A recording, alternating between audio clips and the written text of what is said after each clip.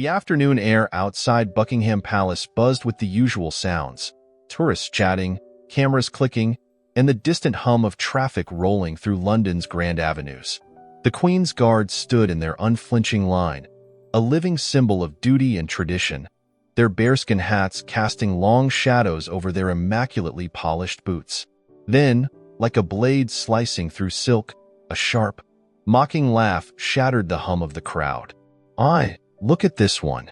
Thinks he's a bloody statue. Does he? The voice came from a young man in a gray tracksuit, swaggering forward with the cocky ease of someone who had never been told no in his life. His grin was wide, full of arrogance, and his eyes glinted with mischief. His mates, 3 of them, all similarly dressed, trailed behind, phones already recording, snickering among themselves. Tourists instinctively edged away, sensing trouble. Guardsman Henry Foster stood his ground. He had been here before. The jeers, the taunts, the tourists trying to make him react. It was all part of the job. Discipline was his armor, his silence unbreakable. He remained still, his SA-80 rifle gripped firm at his side, his gaze locked forward, staring past the jeering thug as if he didn't exist. But this one was different. He wasn't just looking for a laugh. He wanted to humiliate. The young man circled the guard like a vulture, his voice rising. "What's the matter? Cat got your tongue? Bet you want to say something, yeah?" He waved a hand in front of Foster's face. "Nothing. Come on, tin soldier. Give us a smile. A little twitch? A blink? Nah, useless." His mates howled in laughter, the glow of their phone screens reflecting in their amused eyes. Then, the thug's attention shifted. He spotted an elderly man standing nearby, his chest decorated with medals gleaming in the midday sun. A veteran. His uniform, pressed and worn with pride, suggested years of service, of sacrifice. His back was straight, his stance unyielding, though age had crept into his features. The thug's grin widened. "Oi, Grandad," he called, stepping toward the old man. "What's this then? A reunion of wind-up dolls? Did they dust you off from a museum exhibit?" The veteran's expression didn't change.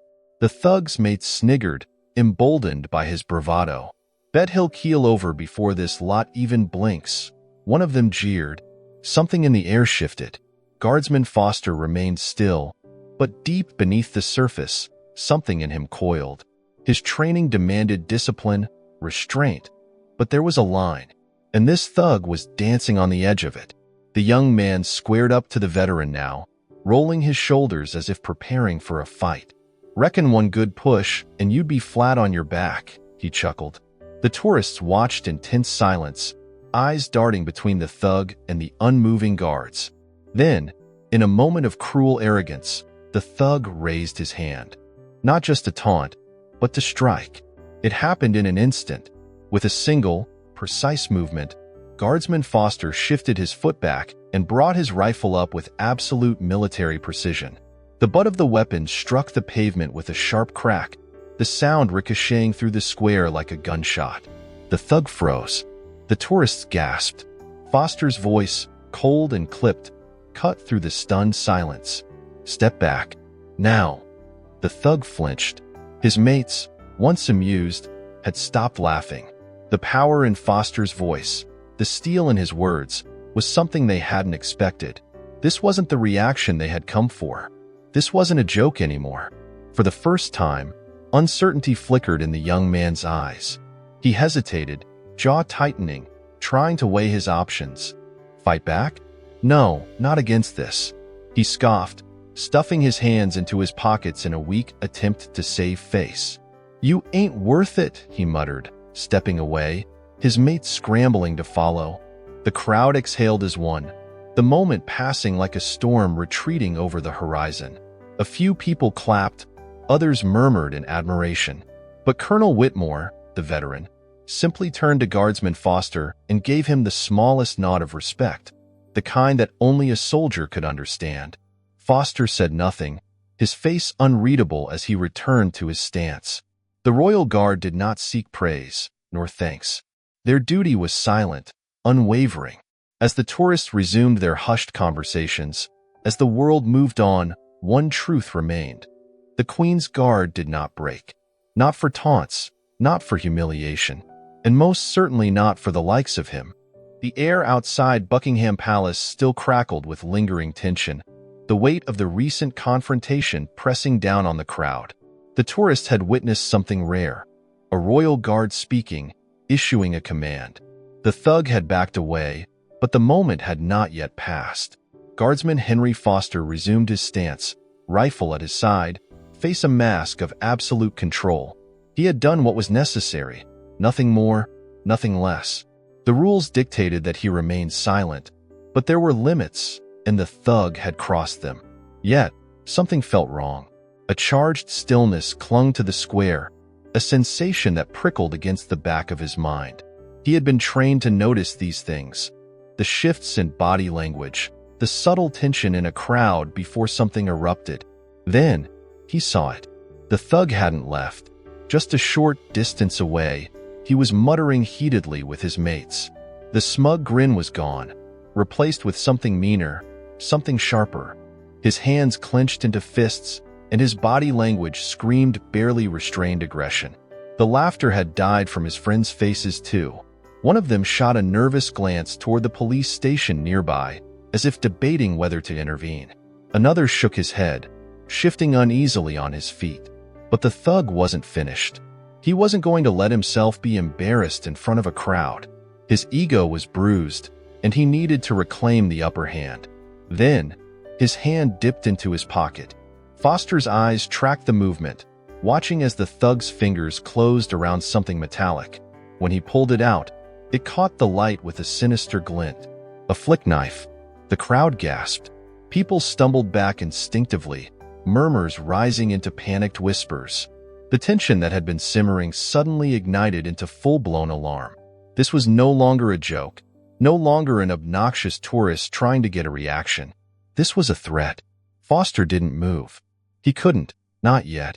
He was trained to hold the line, to maintain composure, to assess a situation before acting.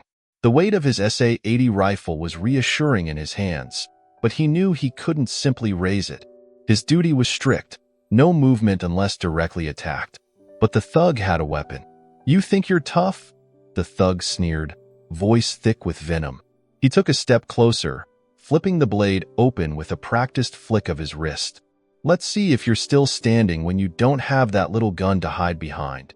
The tourists recoiled, some clutching their phones tighter, others desperately searching for security. Foster's jaw clenched, but his face remained unreadable. His eyes, however, were locked onto the thug with unwavering focus. "Drop it," Foster said, his voice low and precise. The thug scoffed, waving the blade lazily in the air. "Or what? You gonna stab me with that fancy hat of yours?" Foster didn't answer. He didn't need to. His silence spoke volumes. A flicker of movement. One of the station police officers had begun advancing, his hand already gripping the baton at his hip. But he wasn't close enough yet. If the thug lunged now, the police wouldn't reach him in time. The veteran, Colonel Arthur Whitmore, had also noticed. Though his body was aged, his instincts were still sharp. He shifted slightly, his hand twitching as if prepared to step in himself. But before he could, the thug moved. A sudden lunge, a flash of silver. Foster acted instantly. With a precise, disciplined motion, he pivoted on his heel, using the butt of his rifle to strike the thug's wrist with just enough force to deflect the blade. The impact sent a shockwave up the young man's arm, and before he could recover, Foster followed through with a controlled shove, knocking him off balance. The knife clattered onto the pavement. The thug barely had time to react before the police were on him. Two officers tackled him from behind, their combined weight driving him down onto the stone ground with a forceful thud. One pressed his knee into the thug's back while the other wrenched his arms behind him, slapping handcuffs onto his wrists with a sharp click. Tourists gasped, some cheering, others still frozen in shock. A few raised their phones again, capturing the moment the thug was subdued. "Armed with a blade near Buckingham Palace?" one of the officers muttered as he hauled the thug upright. "That's a brilliant idea, mate." The thug winced but said nothing, his earlier bravado completely drained. His friends, who had been so eager to record just moments ago, were now conspicuously silent, shifting awkwardly on their feet, unsure whether to stay or run. Foster had already returned to his stance, rifle at his side, posture unbroken. The crowd erupted into applause. A few people clapped, some whistled, while others simply stood in quiet admiration. To them, it had been like something from a movie, a perfect display of discipline and swift action. But to Foster, it had been nothing more than another moment of duty. Colonel Whitmore took a step forward, his sharp blue eyes locking onto the guardsman with an expression that was both knowing and approving. He had seen countless soldiers in his time. He knew the difference between those who wore a uniform and those who truly embodied it. With the smallest of nods, he acknowledged Foster's discipline. It was the only gesture of respect that truly mattered between men like them. Foster didn't nod back. Protocol forbade it. But he felt the weight of the moment settle in his chest. As the police led the thug away, his mates trailing behind, the tension in the air finally began to dissipate. The tourists resumed their conversations, their awe slowly transforming into excited retellings of what they had just witnessed. And as if nothing had happened, Guardsman Henry Foster remained in place, staring ahead, the unshaken protector of the Queen's grounds. Yet, everyone who had been there that day left with the same realization. The Queen's Guard wasn't just for show. They were warriors. The scene outside Buckingham Palace gradually returned to normal, or as normal as it could be after what had just unfolded. The police officers dragged the handcuffed thug away, his bravado utterly shattered. His mates, who had once been so eager to record his antics, now kept their heads down, muttering amongst themselves. Some hesitated, still gripping their phones, but none dared to interfere. The crowd, however, was far from quiet. Tourists erupted into hushed conversations, still reeling from the confrontation they had just witnessed. A few clapped again, others murmured to one another, debating whether the guard had actually been allowed to react in such a way. The tension had been replaced by awe, and for many, admiration. But amidst the flurry of excitement, one figure stood in silent observation, Colonel Arthur Whitmore. The veteran had not moved from his position, his sharp eyes still locked onto Guardsman Henry Foster. It had been years since he had last served, yet he knew the look of a soldier who understood the weight of his duty. It was not just about standing in uniform. It was about embodying discipline, restraint, and the unwavering will to act when necessary. For a moment, it seemed as though he might say something. The smallest shift in his posture, a subtle intake of breath, suggested he was about to step forward. But just as quickly, he thought better of it. The guardsman was still on duty, still bound by his post. And so, with the quiet dignity of a man who had seen much in his lifetime, Whitmore simply nodded, one soldier to another. Foster did not nod back. He couldn't, but he saw. The moment passed, and then, as if nothing had ever happened, the guard resumed his silent watch. A lingering shadow even as the commotion faded. The unease in the air did not entirely dissipate. Foster could feel it. The brief silence after an incident, when people pretended everything was normal but still threw glances over their shoulders, still whispered about what had happened. Then he noticed something. A man, standing near the edge of the dispersing crowd, watching. Unlike the tourists who had their phones out, unlike the onlookers who were still recounting the scene to one another, this man wasn't talking. He wasn't recording. He was simply there. Dark jacket, plain jeans, hands in pockets. Nothing about him screamed danger, yet there was something too deliberate about his presence. Too still. Foster's training kicked in. He remained rigid, staring straight ahead, yet through years of practice, he became acutely aware of every detail in his periphery. The man wasn't just watching. He was observing, studying. And then, the man smirked. Not a friendly smirk. Not the smugness of a tourist trying to make a guard react. No, this was something else entirely. Then, with casual ease, he turned and disappeared into the flow of the crowd. Foster didn't move. He couldn't. But the feeling that settled in his gut told him something wasn't right. Something about that man. Something about today. Orders from above. As the shift changed and Foster was relieved from his post, he was ushered inside the palace grounds. He had expected, at most, a brief word from his commanding officer regarding the incident, perhaps a quiet acknowledgement of how he had handled the situation. Instead, he was met by two men in plain suits, standing rigid near the guardhouse. "MI5. Foster immediately straightened, though he was unsure why intelligence officers had any interest in him. One of them, a man with a hard face and sharp eyes, gave him a brief nod. "You handled yourself well today, Guardsman Foster." Foster said nothing. He wasn't sure if he was supposed to respond, so he remained standing, waiting. The second man, slightly older, hands tucked behind his back, studied him for a moment. Then he spoke, his voice measured and deliberate. "You saw something, didn't you? Someone in the crowd." It wasn't a question. Foster kept his expression neutral, but he understood now. This wasn't about the thug. This was about the man. He gave a slow, careful nod. "Yes, sir." The two men exchanged glances. The older one continued, "We're tracking someone, a person of interest. There have been concerns regarding potential threats in high-profile areas."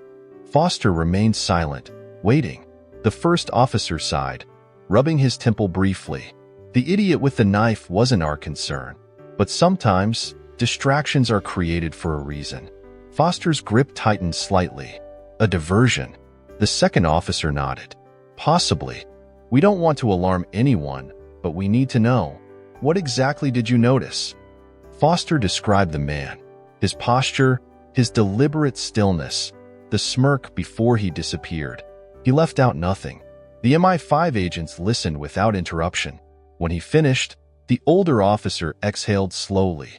"Matches a profile we've been tracking." He turned to his partner. "Have CCTV pull footage of the crowd." The younger agent nodded and stepped away, already pulling out a phone. The older officer looked back at Foster. "You did well today. More than you know." He paused. "But be careful. When you stand in the same spot long enough, sometimes danger notices you." With that, the two men turned and left. Foster remained standing for a long moment, the words lingering in his mind. A guard, not a statue. Later that evening, long after his shift had ended, Foster found himself standing near the barracks, staring at the London skyline.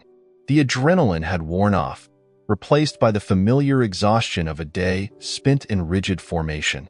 But tonight was different. He had trained for years to be unwavering, to be a guardian of tradition, of discipline.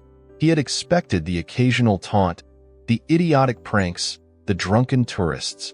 What he hadn't expected was the undercurrent of something darker, something real. For years, people had looked at the Queen's Guard as part of the scenery, a ceremonial relic, a photo opportunity. Today had proven otherwise. Today, Foster had acted. He had defended an innocent man, neutralized a threat, and, unwittingly, stumbled into something much larger than himself. He didn't know if he would see that man again. He didn't know if MI5 would find anything, but he knew one thing for certain. Tomorrow, he would stand in that same place, rifle in hand, silent, unwavering, because the Queen's Guard was more than just a symbol. They were warriors, and the world was finally starting to remember. The night had settled over London, casting Buckingham Palace in a glow of golden light, its grandeur untouched by the day's events. The tourists had long since dispersed, and the rhythmic clatter of the Guard's ceremonial patrol echoed softly through the courtyards. Guardsman Henry Foster had remained silent throughout his debriefing, answering the necessary questions with measured precision. The official report stated that a knife-wielding thug had been neutralized without unnecessary force. What it didn't mention was the man in the crowd. The thought gnawed at him. Who was he? Why had MI5 shown up so quickly? Why did a simple distraction, a drunk thug looking for trouble, warrant the attention of intelligence officers? Foster stood near the barracks, his uniform pristine despite the day's chaos, his rifle now stored away. The crisp night air carried the distant sound of traffic, a reminder that beyond the palace walls, life continued as normal. But inside these gates, something felt different. Then, footsteps. He turned subtly, just enough to acknowledge the approach of Colonel Arthur Whitmore. The veteran had shed his ceremonial blazer, but still carried himself with the rigid poise of a soldier. In the dim light, his medals still gleamed faintly. "You held your ground well today," Whitmore said, his voice even. Foster gave a small nod, waiting. He sensed there was more. The older man studied him for a long moment before exhaling. "I saw him too." Foster didn't need to ask who. Whitmore continued. "You were right to notice him. That wasn't an ordinary bystander." Foster remained silent, but inside, his mind sharpened. So the veteran knew something. Whitmore leaned slightly on his cane, his voice lowering. "During my years in service, we had a term for people like that, watchers. They're not assassins, not spies in the traditional sense. They're observers, operatives who monitor patterns, test vulnerabilities. The fact that he was there, watching you, right when that fool pulled a knife?" He shook his head. That wasn't coincidence. Foster's pulse remained steady, but he felt the weight of those words settle into his bones. "You think it was a stage distraction?" Whitmore's jaw tightened slightly. That thug was an idiot, but someone like him can be manipulated. A few drinks, a bit of encouragement, a suggestion that it'd be fun to pick a fight with the guard. Meanwhile, someone else watches how security reacts. Watches how you react. Foster's mind raced through the sequence of events. The thug's aggression, the police's delayed reaction, MI5's sudden appearance, and that man, the one who smirked before slipping away. Then, Whitmore said something that sent a chill through him. "This isn't the first time I've seen one." Foster turned fully now, his disciplined facade giving way to quiet curiosity. Whitmore's expression darkened, as if recalling something long buried. "Back in my active service days, there was an incident, never made the papers, wasn't in any official records. A few of us were assigned to a high-security operation at Windsor. A routine patrol, or so we thought, until we spotted a watcher in the crowd. Didn't approach, didn't interfere, just watched. And the next day, one of our officers was dead." Foster felt the air grow heavier. "An attack?" Whitmore shook his head. "A heart failure," they claimed. But the timing was too perfect. That's how they work. They don't strike immediately. They gather intelligence. They learn who's expendable, who's a threat, who can be manipulated. And when the time comes, they act. A silence stretched between them. Foster exhaled slowly, his training pushing him to analyze the details with cold precision. It all fit. The thug wasn't the real problem. The reaction to him was. Someone had wanted to see how fast security responded, how a guard would handle a real confrontation, what the weak points in the response chain were. And Foster had unwittingly become the subject of that test. "What happens now?" he asked finally. Whitmore straightened. "Now? You do what you've always done. Stand your post. Keep your eyes open. The guard is more than just a ceremonial force. It always has been. We protect more than just tradition. We protect the crown." He turned to leave, but then hesitated, glancing back. "You impressed them today." Foster frowned. "Who?" A small, knowing smile touched the corner of Whitmore's mouth. "MI5 doesn't take an interest in just anyone." Then, with a firm nod, he disappeared into the night. Foster remained still, the veteran's words echoing in his mind. MI5? Was this just the beginning? Somewhere in the city, that watcher was still out there. Watching. Waiting. What had they learned? And what would they do with it? He didn't have answers. But he had his duty. And tomorrow, just as he always did, he would return to his post. Silent. Unshaken. Because the Queen's Guard was more than a spectacle. They were warriors in plain sight. And now, someone knew it.